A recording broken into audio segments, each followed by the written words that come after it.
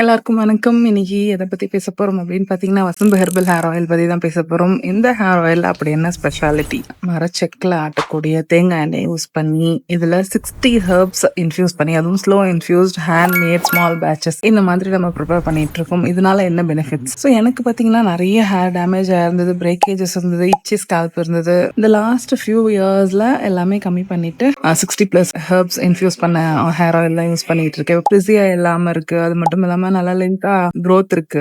மேனேஜபிளா இருக்கு. ஹார்ஷா ரஃப்பா இல்ல. பிரேக்கேஜஸ் கம்மியா இருக்கு. ஸ்ப்ளிட் எண்ட்ஸ் கிடையாது. எனக்கு இச்சி ஸ்கால்ப் எனக்கு இல்ல இப்ப.